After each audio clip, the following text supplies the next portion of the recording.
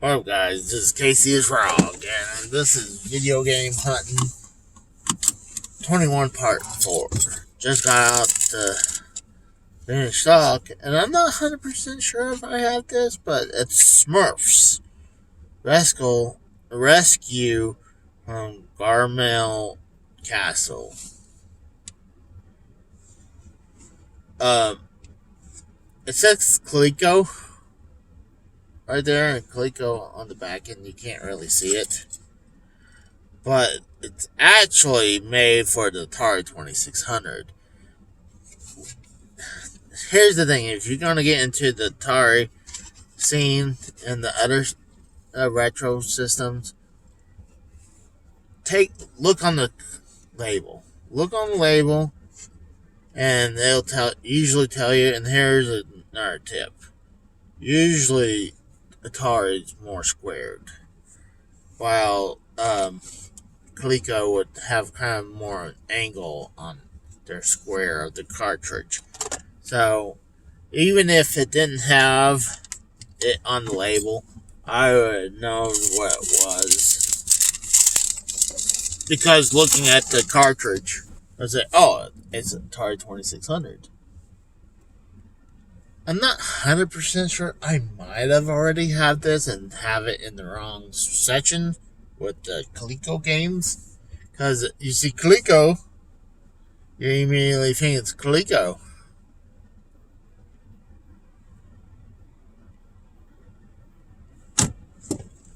But,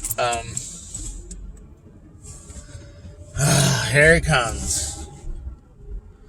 And not only that, I picked up a soda when I need to take a quick break and get a drink. So I'm heading off to the next store in Claremore. And this place, it's going to take me 15 minutes, give or take, around it to travel from here to Claremore. But,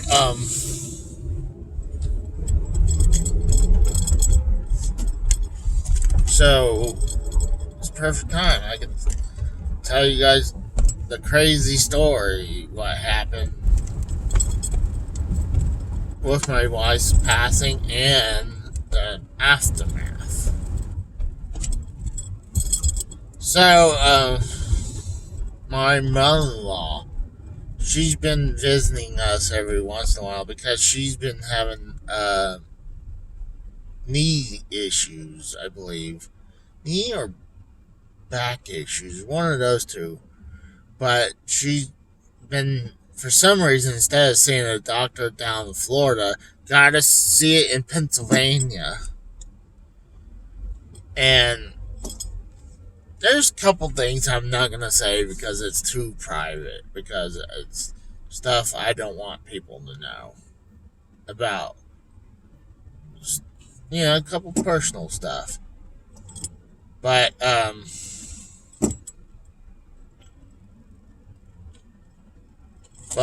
talking about her death and the aftermath, I'm okay with. But,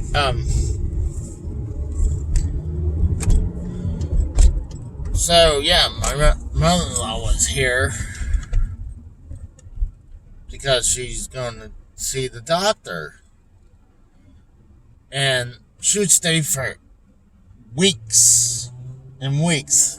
I'm sorry, Jonathan, and the rest of the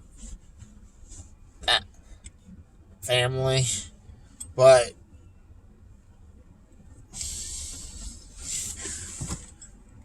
the only person who really didn't drive me nuts was the older brother-in-law, Jonathan. He was a good guy. I felt bad about our splitting up at the very end. I mean, it was a crazy time after when my wife passed. I mean, there was a lot of bullshit going down.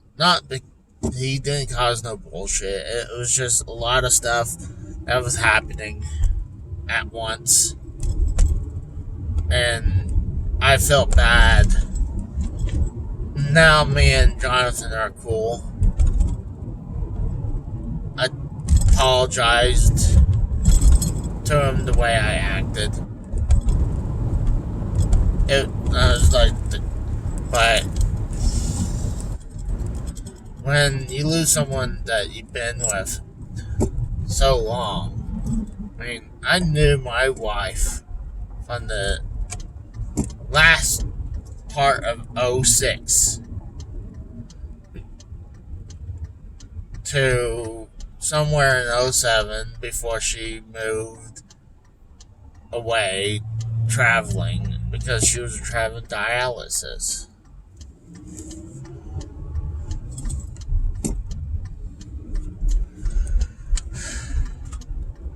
It's hard, bro.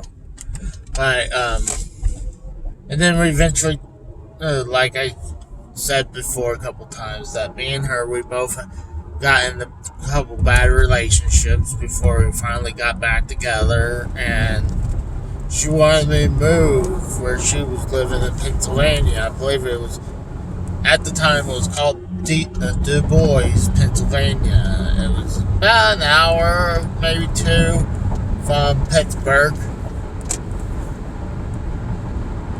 But,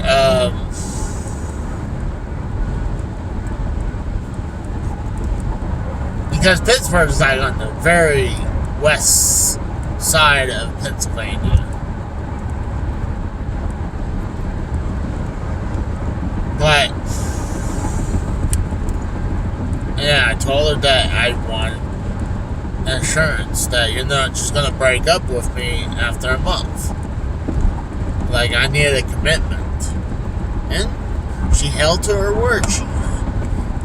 She definitely held to her word, because we were together ever since till she passed.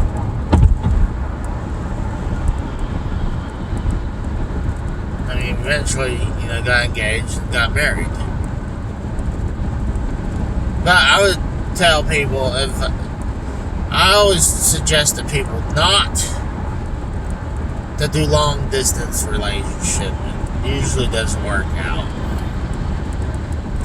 But it just happened to work this time with me and my wife. But that's beside the point. So, back to the story. Yeah, my mother-in-law, she was staying for like at least 2 weeks, maybe heading towards 3. I told my wife, I was like, she's gonna get us kicked out. Legally, you can only have a person for like 2 weeks at your apartment, and that's it. After that, you had to tell your landlord, because I was like, and she was extremely loud.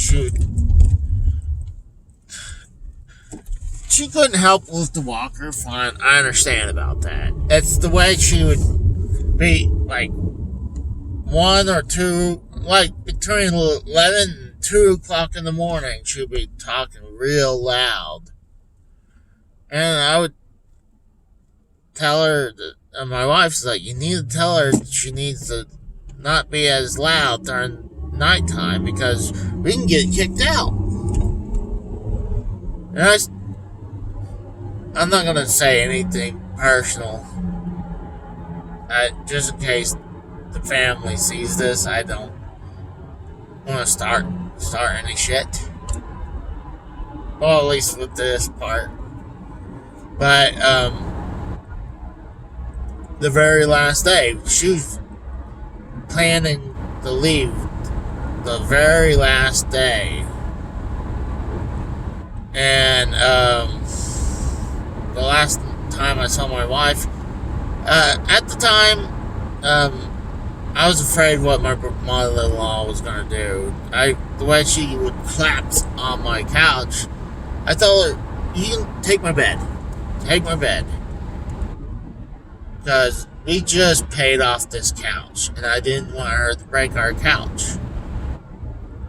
So I've been sleeping on the couch for a couple weeks. Or anytime when she's there, because I didn't want her to break my couch. So, I don't know. I hate to say this, I was actually a little agitated at my wife. God, I wish I wasn't. Back then till I knew what happened. But then I woke up about 5-ish because I had a lot of times I set like several alarms, so I was like, okay, I gotta start kind of waking up.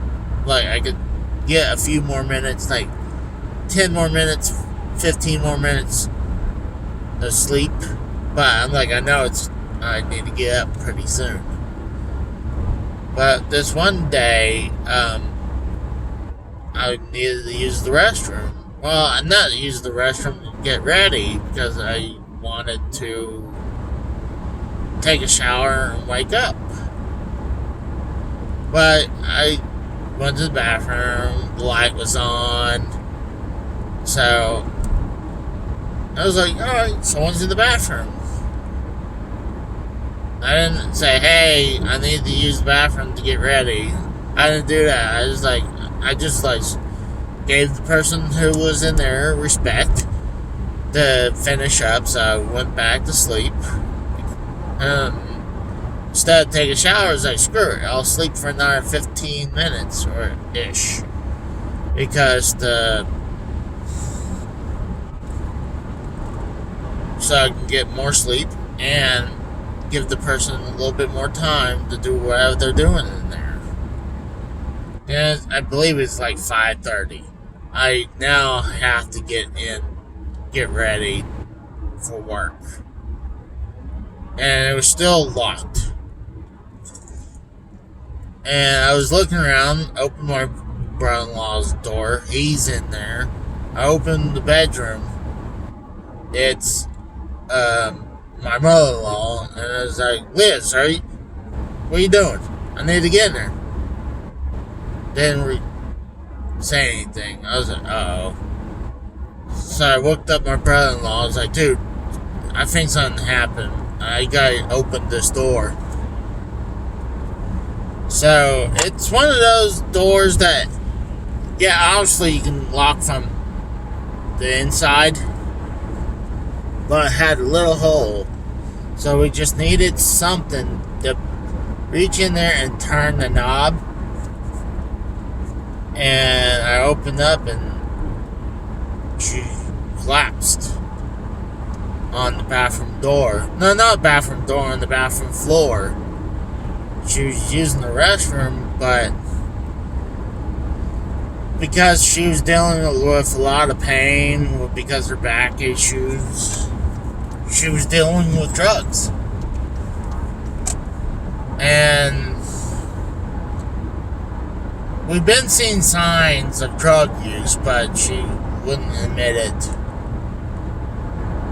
We would see black marks on her face. I'm like, I would all the time, I was like, what the fuck's on your face? You got this black stuff, and we'd see black stuff on the wall. Like, it's embarrassing that when people came over and I saw black stuff all over the wall. So every once in a while, I'd clean those up. And then for a while, after I called her out on it, I didn't see it that often. Every once in a while, I say it like, I asked, what are you doing? What drugs are you on?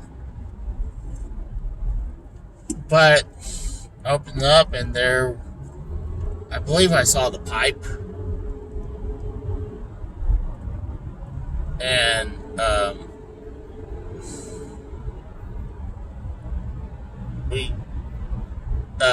believe my brother-in-law called the cops and the ambulance. They told us to pull her out.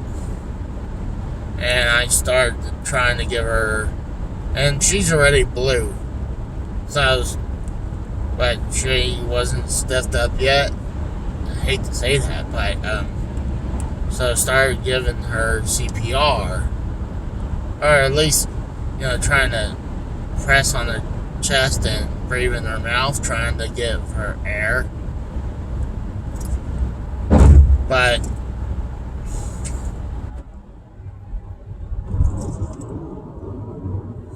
she was already gone. The ambulance finally showed up, and stuff was started coming out of her throat. So I was like, oh, maybe some stuff that was clogged up. Maybe we're finally getting it out. out she was already gone. And when the ambulance like, yeah, she's gone, like, fuck.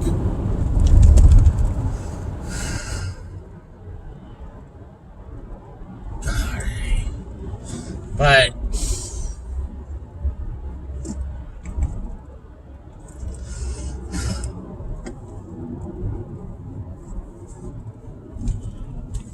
then obviously the cops came out, and just because my wife was doing drugs, they immediately thought I was doing drugs, and they were totally disrespectful. They would come in and want the first cop I'd think and said, "So what drugs are you on?"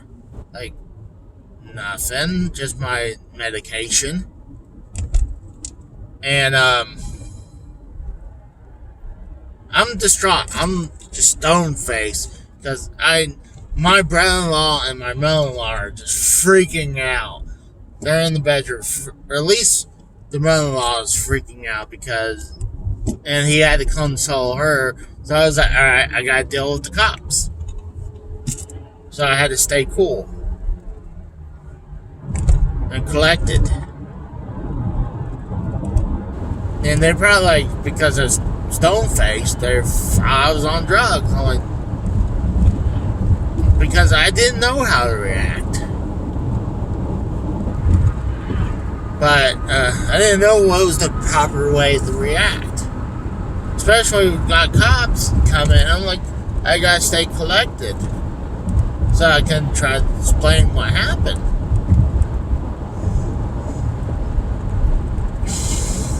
And then at one point, another cop, I think the cop said that, finally understanding I wasn't. Then another dude pulls me in. Just because, once again, my wife was on drugs. God forbid that doesn't mean immediately their spouse isn't. So they pulled me into my brother-in-law's room and doing a sobriety test. And, guess to make sure I'm not under influence. But they're like, close your eyes and count to so many. I think count to 100. And you guys are like, oh, well, I'm sure it took him forever. Well, actually, because what I do for work, I like to count numbers when I'm airing up tires, because I know when I count to 60, it'll be like 1, 2, 3, 4, 5, 6, 7, 8, 9, 10. I count that fast because, and when I get to 60, usually that's 5 pounds of air. So I had that habit. So I counted to 100 extremely quick, and they're like, guys, like, you know how long that took you? I'm like, no. It's like, it took you like 30 seconds. Count 100. And like, you're on some kind of uppers, aren't you? I'm like, no, sir. I hadn't even took my meds. And they're like, shining a light, like your eyes are dilated. Like,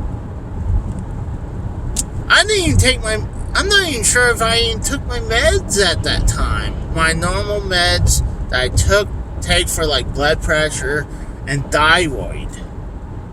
And, probably anxiety meds.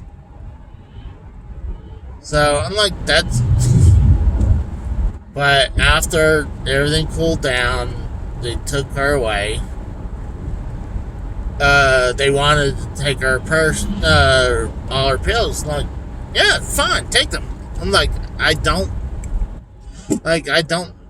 need her meds. I'm like, I even told her to take her purse just in case. I don't need her purse. Well, her med purse. Her actual purse, I don't know what the hell happened to it. I don't even have her ID because shit got out of the house after she passed. I mean, a ton of stuff she owned, got out of the house. Like a ton of her purses was being passed off without my knowledge from my mother-in-law. and I didn't appreciate that. I told her you can have all her perfumes because what am I gonna do?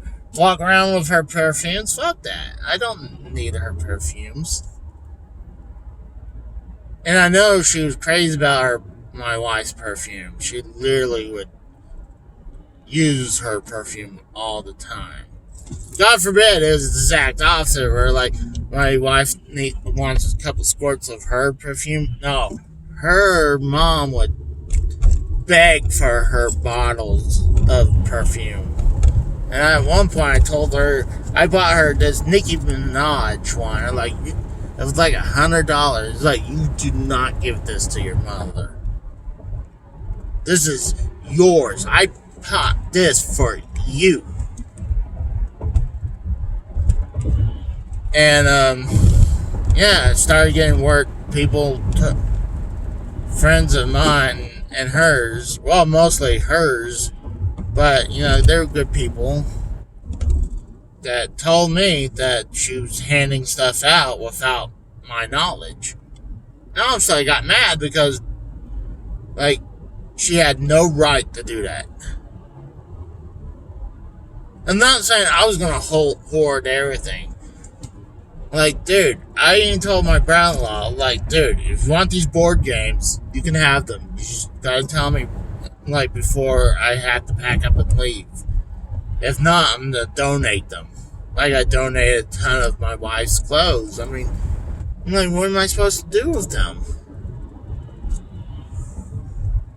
It's just best to let someone else need to use it. There's only a few things that I got that was my wife's. The Sega Saturn collection that she collected over the years. And some of her jewelry, some of her other jewelry got taken. And I have all her jerseys and all her vapes. The only reason I have her vape machines because I felt people want them. They're gonna try to just straight out just try to take advantage and just try to rob the shit out. And honestly, I'm sorry, Matt, I'm gonna say this one, but when at one point I had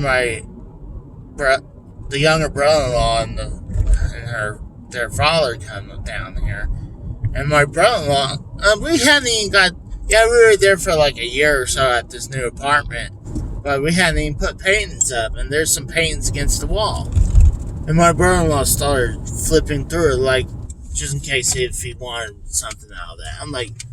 I was pissed. I was ready to throw them out when I saw that, especially after I heard what they did the other day.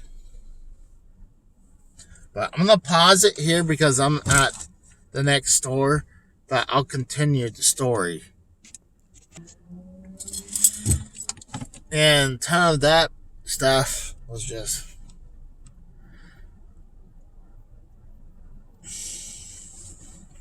And when stuff was starting to get out of the house, I was agitated. And that's... I'm not even going to mention the stuff about my the older brother-in-law, because I was wrong what I said. So there's no dirt between me and him no more. I mean, he wasn't really in the wrong. I wish... The only thing I would say, I wished it could have worked out a little bit better at the very end. I understand why he had to do it, and hopefully he understands what I had to do. I didn't want to be in Pennsylvania no more. There was no reason. I mean, and I knew my brother-in-law, he was with this woman, and as soon as it was getting serious, I was like, dude, he's about to ready to move out. So I was like, I knew eventually, but and I didn't want to get stuck holding the bag. So, and I wasn't gonna have him sit there holding the bag either. But that's all I'm gonna say about that. Is like, I'm not gonna throw dirt at him. I mean, I like Jonathan. He was a cool guy, and I mean, it got nasty at the very end. But I'm gonna say a lot of it was my fault, and I was embarrassed. But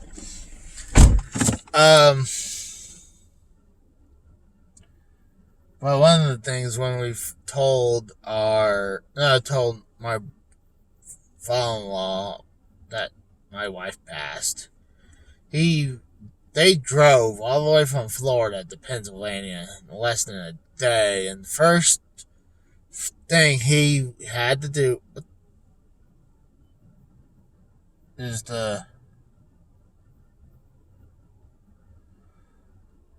it was me and Jonathan sitting down on the couch, and he's like, I told you she was on drugs. You should have been more on top. I'm like, motherfucker, we were. We were trying to help her out as much often. You guys were being an asshole and treating her like shit. You guys literally took off and ran for Florida, and my father-in-law would call her the nastiest things, like call her bitch, calls her the C word. I wouldn't even call my partner in life a bitch or the C word. That's just unreal to say that. I might teasily say it, like, oh, you're being a bitch, in a fun way, but I would never get mad and say, you're being a bitch. But this is the kind of trash her father was. It's just so hard to talk about. I mean, it took a good year, and it really helped with not only my mom, my girlfriend, that helped me pull me out, because that first year I should have sought help. I really should have. I was in a bad state of mind. But and it wasn't just that. I mean, there's a whole lot of stuff that was wrong with that situation. I might do part two, unless I can get this going towards the next door without a problem.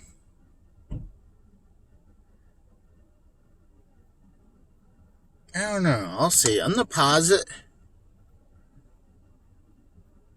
and then I'm gonna come back, show you what I got at one game store, and then I'm gonna make the decision. If I'm going to go to Bartlesville, I don't really need to. I can keep going talking about this, but it's so hard. I mean,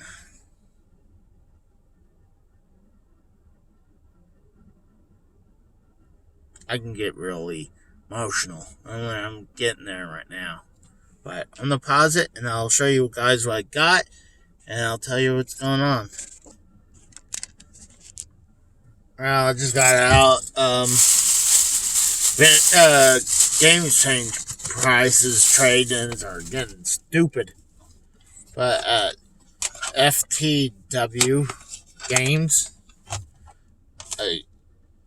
actually, at the first vintage stock, I picked up Smurfs. Oh, I believe I already showed that. My bad. But I went to FTW, and first I picked up. I've been eyeing this for a little while. Is Marble Madness on Sega Genesis in its case, and then I realized, oh yeah, I didn't even look at the PlayStation 4 games. And I recently picked up the combo pack on Kingdom Hearts. So I was like, for $10 to get the third one, why not? And then I went to Game Exchange. As I looked around, didn't have anything new at all. And I saw this that I've been eyeing for a while. It's Dig Dug for the television for $30. But so I was like, you know what? I already have Marble Madness loose. So I decided to trade in and hopefully knock at least $10 off. I was kind of hoping for that. Dean was not even offered a buck. It was, I think he said 35 cents cash, 45 cents trade. Like, no. Not happening. And like, for a while, I thought Game Exchange were cool on their prices. They've been on the ways of vintage stock, quite frankly. But I'm thinking I'm gonna actually hit this flea market not too far from here. And actually, you know what? God dang it! I was gonna show you guys this Ghostbusters card. I can actually do it real quick. See if you see it right there, Ecto 1. If you guys can see it, I showed pictures of it before, but it's cool. You know, it's crazy. We still have a Radio Shack right there. But I think I decided instead of going all to the other stores, I'm thinking I'm gonna hit this flea market, see how I feel, and then maybe go all the way to Bartlesville. Let's see. I'm starting to get a headache. I probably need to eat. Willer World.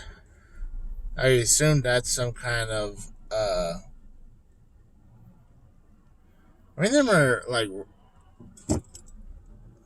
trying to think this roller skating rink that I used to go. It could have been named Roller World too. Or a skating world or something like that.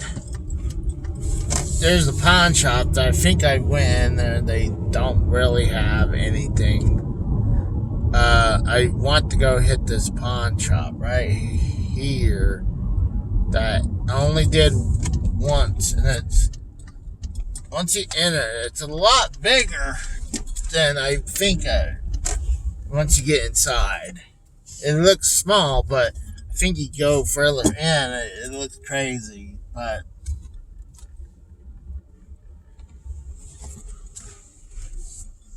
nah, I really don't have much. I mean, the first year I was getting triggered from all the bullshit was handed, not only from her family, but from an asshole at work. That literally the day I told before, where not only the whole story about the Snap-on dealer, but also about when when my wife passed, he said, you drove her to kill herself. I'm like, you're an asshole. What kind of man does that shit to someone? But,